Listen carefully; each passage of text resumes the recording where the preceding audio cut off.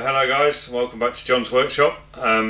This is back on the project now, so we've got the mill rebuild finished, hopefully. Obviously we need to run that in. It's been running, the spindle's been running, but we just need to run that in anger with some cuts and just see how that goes. We may need to drop the spindle back out and do a bit more work with the preload on the bearings, but we'll see as we get into that. So I'm back into the project, so this video and probably, I don't know how many it'll be, 2 or 3 videos after it, will be all about tailstock die holder, which is something that I said in my workshop blether that I did a few weeks ago. It's one of the upcoming projects, so we're going to start that now.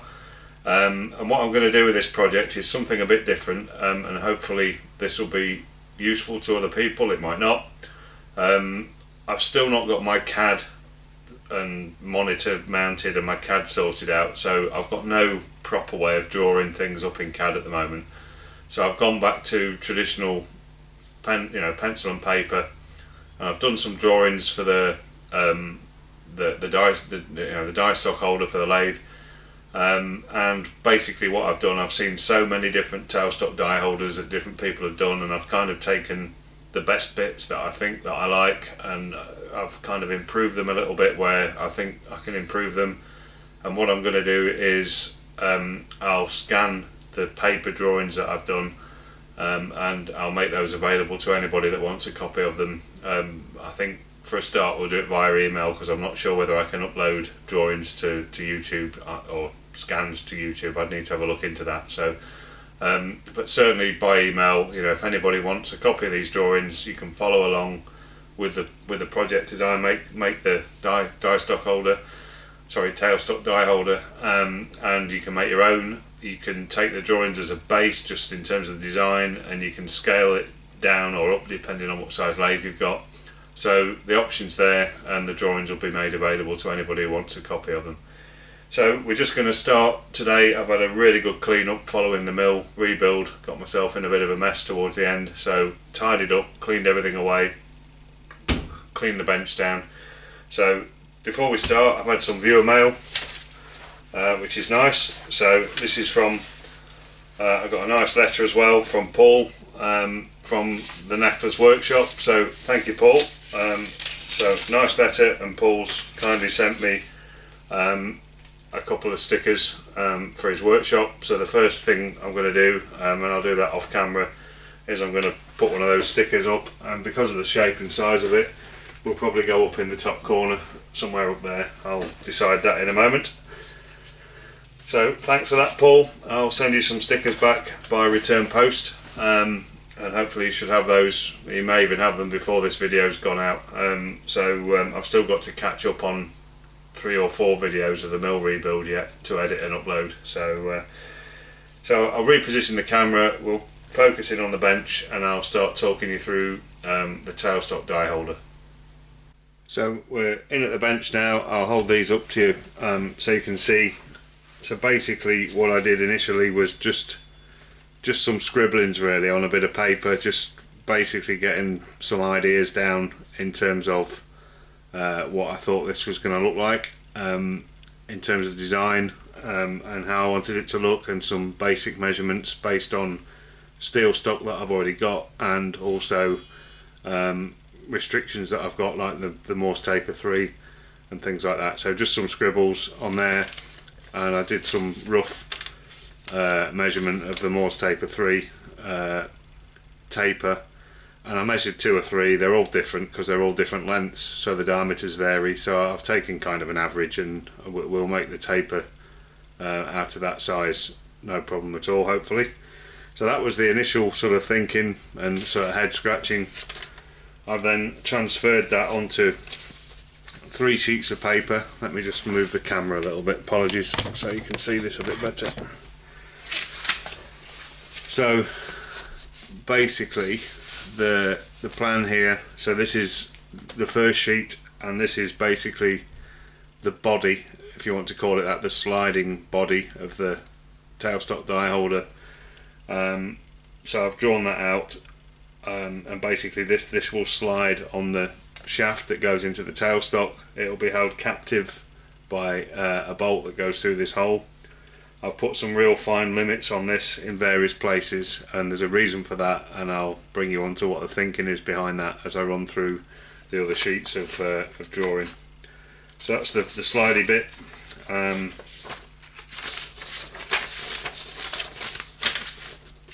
That's the actual arbor itself, if you want to call it that, that's going to have the Morse taper on one end and the diameter with the slot milled right through it to create the sliding element for the bit that I've just shown you to move on. So that'll be that bit, and then finally a list of small parts that are also required for the die holder. So a piece of studding or a piece of bar with a thread on each end. Well, I'll probably make that myself.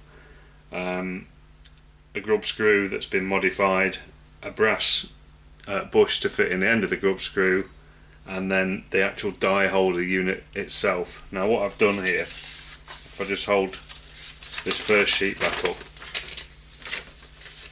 you'll see this 20mm diameter here through the bore. This is what slides up and down on the thing, on the arbor at this front end. So what I've seen other people do is they just make this front end to suit a die. So if you've got any different size dies, you've got to make this whole piece again with a different size in the front end. And I thought, how can I minimise sort of material wastage and try and make this more versatile and universal? So basically I've created a real close limit bore in the front end here with a grub screw hole down through the top, and basically what that will do is hold in place the actual die holders themselves, and then basically depending on what size die you've got, you can make this front piece any size you like, as long as the mating diameter fits into the counter bore in that front piece, and then there's a slot milled into them that the grub screw will bite into to hold them in place in that fine limit bore.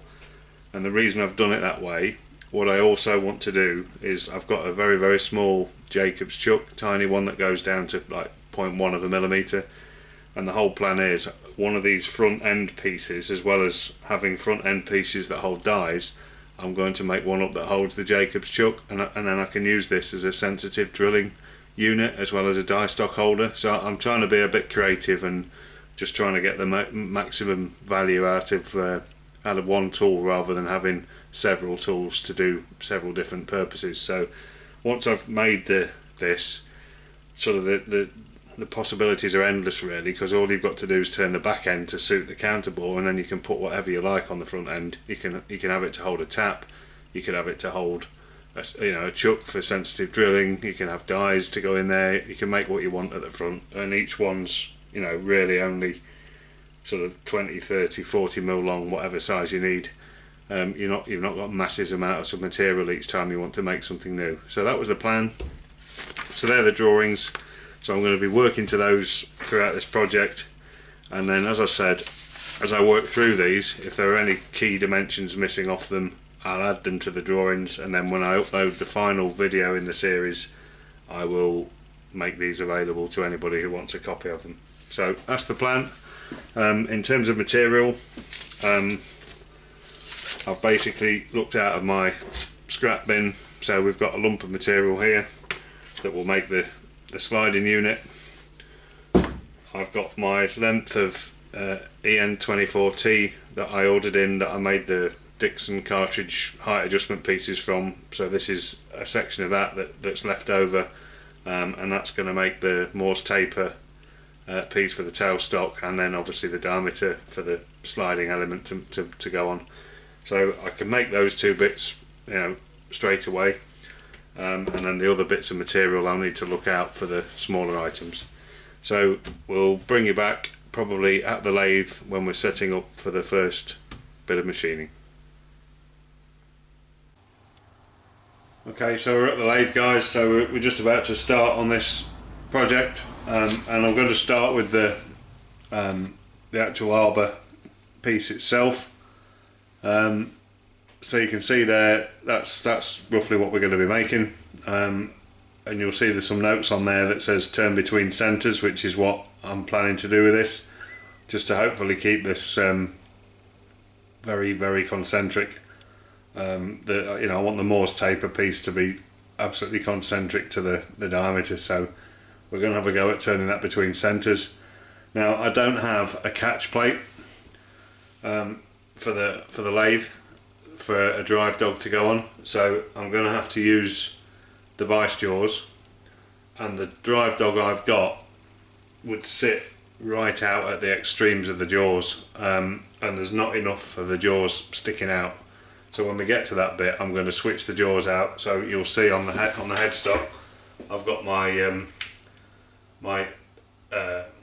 outside jaws ready, and we'll load those up, and that means then that I'll have a decent amount of bearing surface for the dog to drive on. So I've got my material ready here. So the first operation we're going to do is basically we're going to face one end off, centre drill it, and then we're going to flip it round in the chuck. We're going to part it off to length, and this length is completely arbitrary, so we're just going to use a rule to measure that. That's close enough, and then once it's parted off to length, we'll face it and we'll centre drill the other end. So then that's our bar stock ready to go then between centres. So they'll be the first couple of operations that we do. Okay, so we're ready to start. I'm just going to load this piece of bar stock into the chuck. So I've got the normal jaws on at the moment. Get rid of that bit of swarf that's in the way.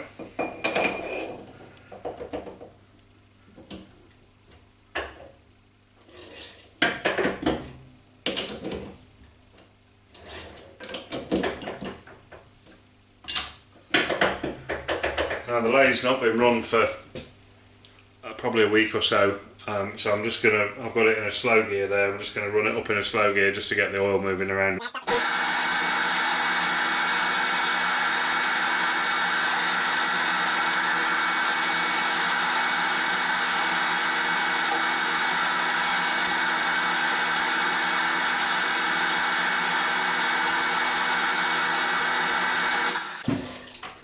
Okay.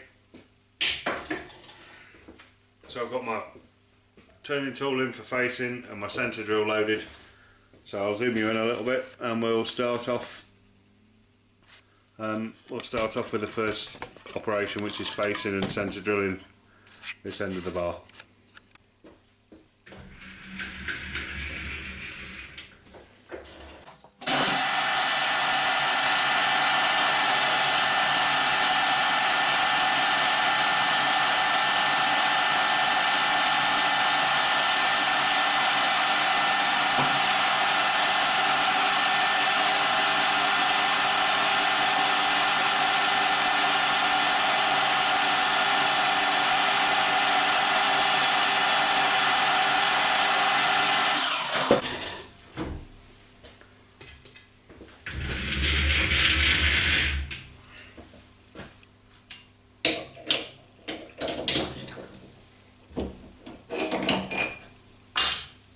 There we go.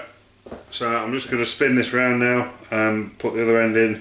I'm just going to mark this up with a marker pen at my my sort of finished length, so that I've got a guide for the parting off tool. Okay, so I've marked that up now. So we're just going to reload that.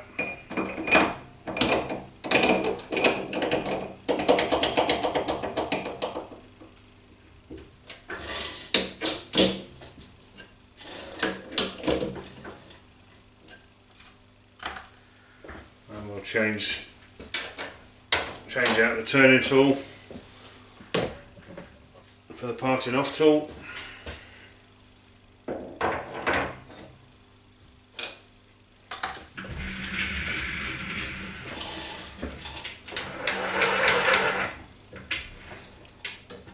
I'm just lining this up with my mark.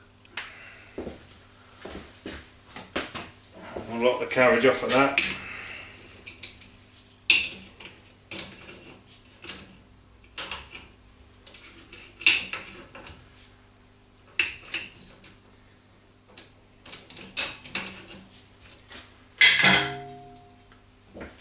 slow this down a bit.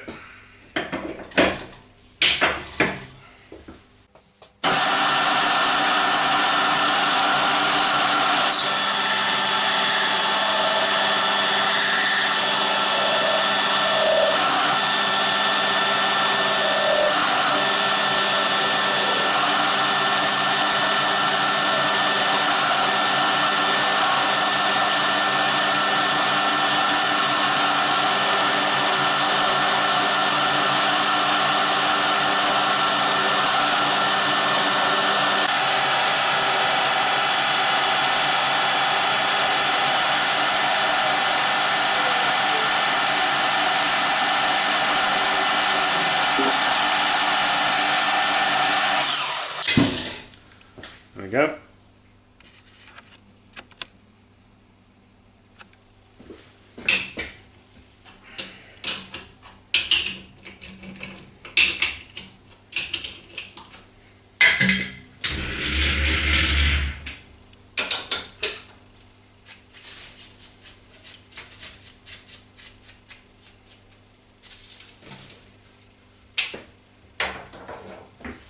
Let's put our CNMG tool back in.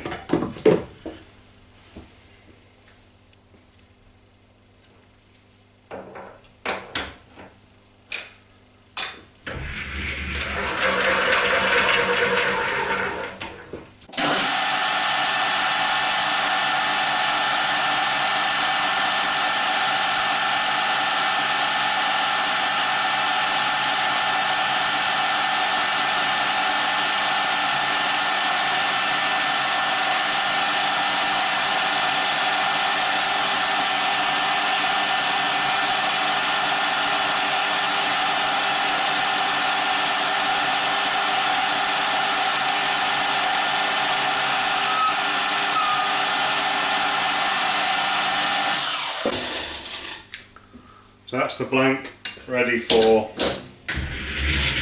going up between centres.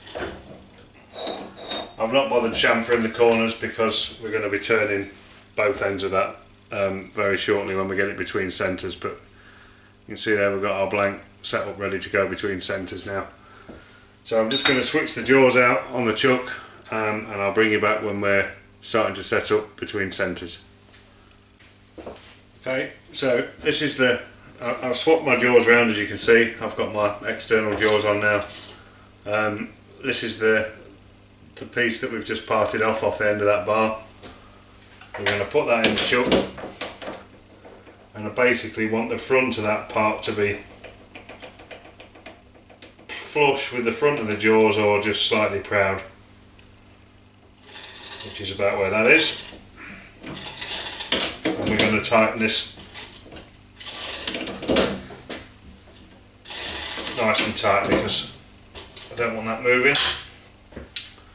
So what I'm going to do now is flip my compound slide over at 30 degrees and we're going to turn a 60-degree point on the front of there to make that a running centre. So I'll bring you back in a moment once I've moved the compound slide around. Okay, so we've shuffled the compound slide over at 30 degrees. I've twisted the tool post round at an angle that's going to give me hopefully enough clearance here off the tool shank when I turn the centre on here, and I've brought you into a point where you get almost an operator view of what's going on. So if I ram the tool into the chuck, you'll see it.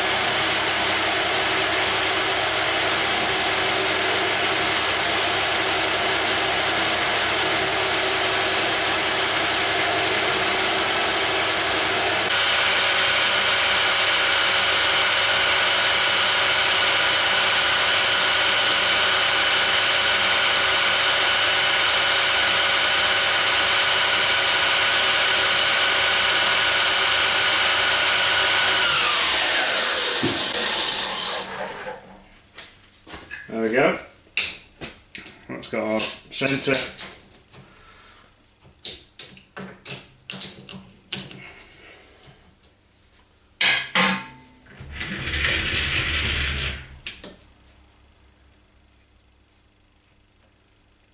Good finish on there, reasonable finish anyway. So that's got our centre turned.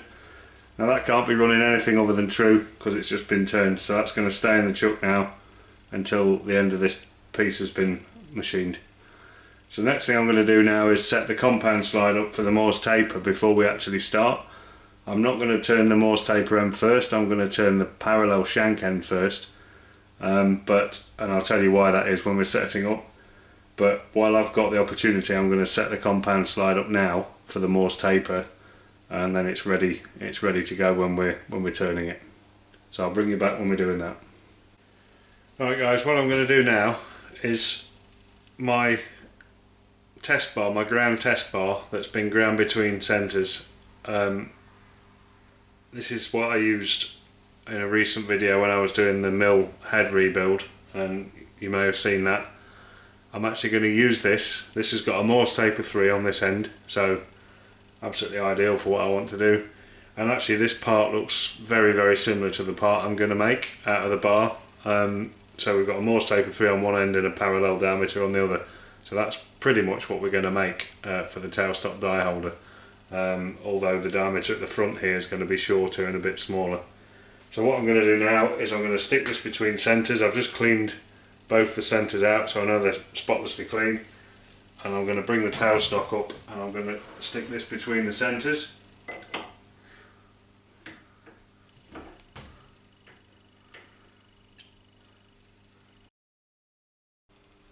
Okay, so I've got my clock loaded up into the tool post. It's on centre height. I know it's bang on centre height because it's been set up that way. It has to be on centre, so if you're doing anything like this, if you've got your clock slightly above or below centre, as you wind up and down the taper you're going to get a false reading. So I know that's on centre. So what I'm going to do now is just eyesight. I'll try and do this without knocking the tripod. I'm just basically going to eyesight somewhere near where I think that taper is.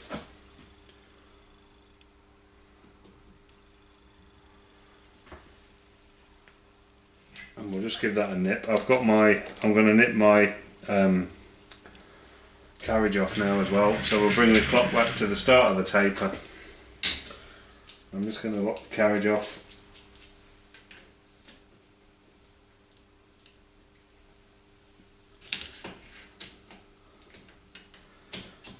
So that's fixed, and there's no influence then from the carriage moving.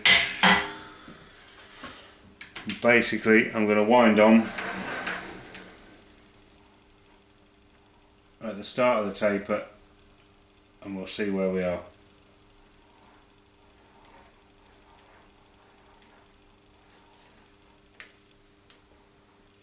So we're going plus as we're going up.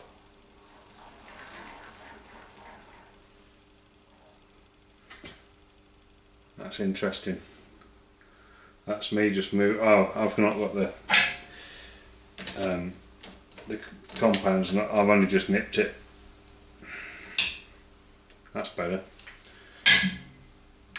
Right. So we know we're going plus as we go up. So we need to knock it.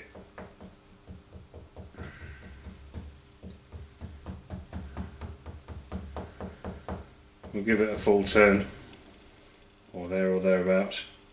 I've come off the clock there now. We'll just wind back on and see where that gets us. So we're still going plus as we go up the taper.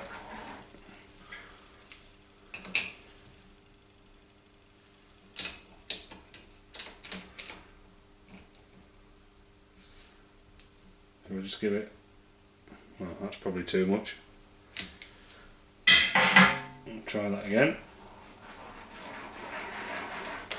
Still going plus, it's getting better. Just give it a couple more turns on.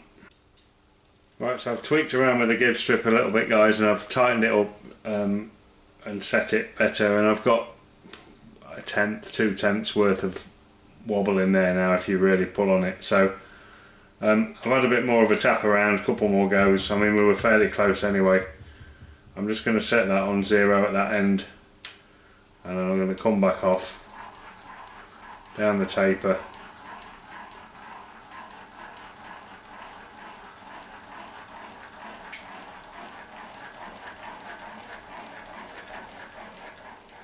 You know, so that's as close as I'm going to get it on a tenths clock. I'm not going to get it any closer than that. So we're all locked up. So I know now, I'm happy that my compound slide is set exactly to cut a Morse taper 3 when I get to that point.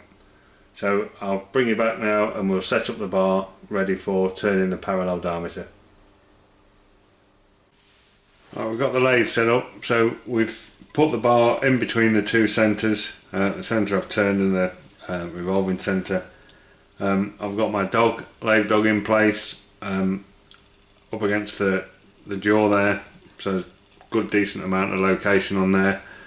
I was thinking about wrapping a cable tie around here just to hold it in place.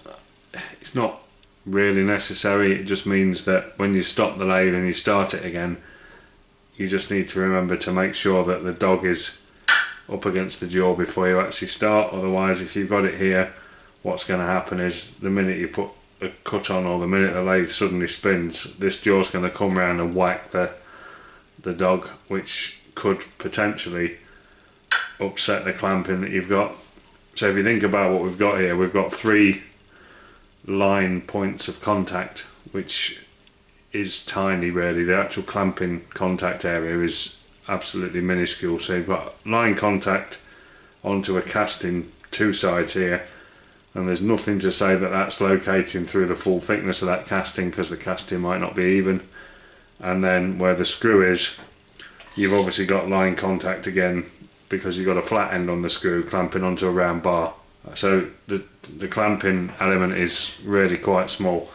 So with that in mind, I'm not going to use an insert turning tool because the cutting forces are much higher. So I'm still going for a carbide tool, but this is a brazed carbide tool, and that point on there is really quite sharp.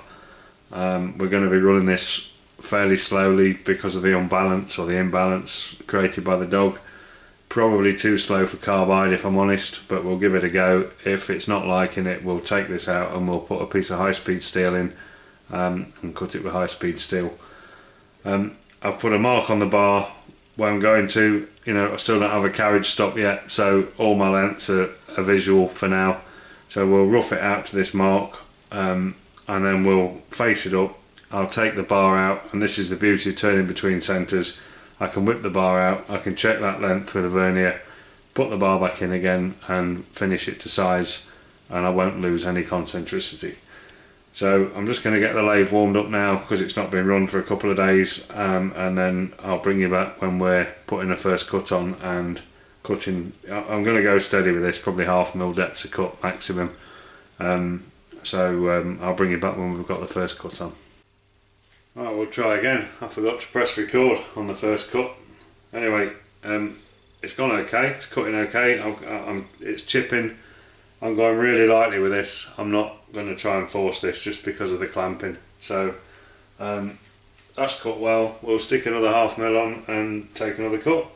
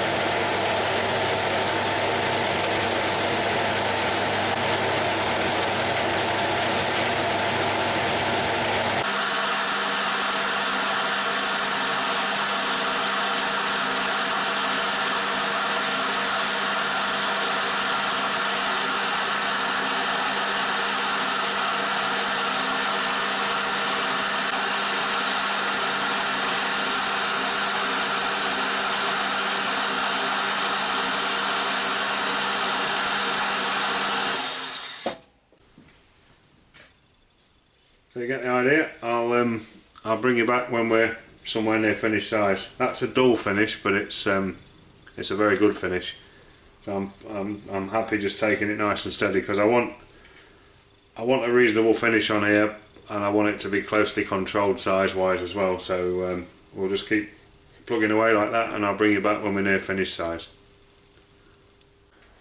Right guys, I've made a decision. We're gonna recut this diameter. I'm already a couple of thou under my 20mm nominal that I wanted anyway. So what I was finding with the carbide tool, and I knew I wasn't going to be running fast enough for carbide, where the swarf, everywhere the swarf has broken along that diameter, you can see a witness of it. So it's left, and you can feel like a groove. It just wasn't ideal cutting conditions. So I've loaded up a piece of high-speed steel now, and that's got a nice radius, and I've just stoned it to make sure it's keen. So we're going to give that a go, and we're just going to probably take this down to something like 19.5mm. But I want to improve this surface finish. I want it to be a good surface along its length. So I'll run that down now, and I'll bring you back when we've got to the end of that.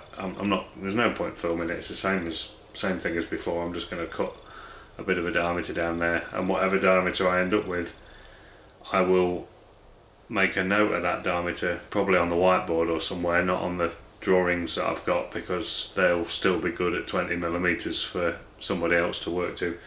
But I'm just going to drop that down a tiny bit. So once I've got that done, I'll bring you back at that point, and then we'll just be putting a chamfer on this front end, and then we'll be ready to take the thing out, turn it round, and machine the Morse taper on the other end.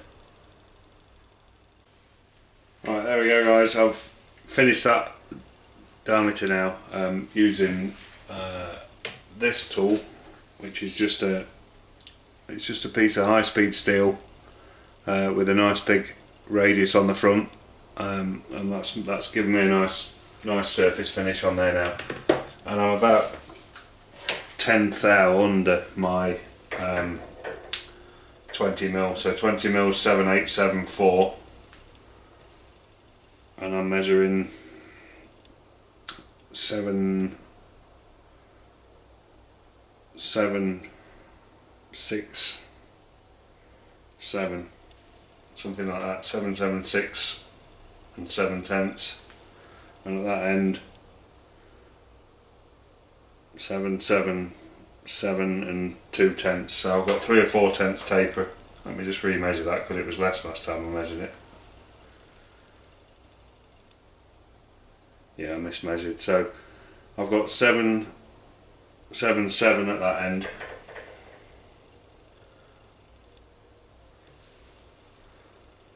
and 776 and 8 at that end. So I've got 2/10 taper end to end.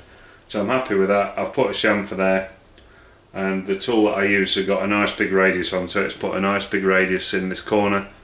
And I've had this out once, measured my depth from the end to this face, and I've corrected that now, so that's now 80mm end to end. So that's to drawing lengthwise, and I'm slightly under drawing on the diameter, but it won't matter because I'm going to make obviously the mating part for that.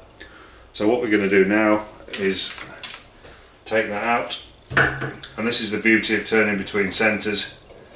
You know, I can take this thing in and out as many times as I want, put it back in, I can measure, can do what I want, and every time I put it back in, it's just going to go back in absolutely concentric because I'm working on the tapers. So what we're going to do now is take the drive dog off, put the drive dog on this end. I've just cut a small piece of aluminium, and that's going to go under the bolt so that I don't mess the surface up here when I tighten the bolt up. And then we're going to turn the whole thing round, load it back in the other way, and we're going to turn the Morse taper 3 on this end. So I'll bring you back when I've got that setup done.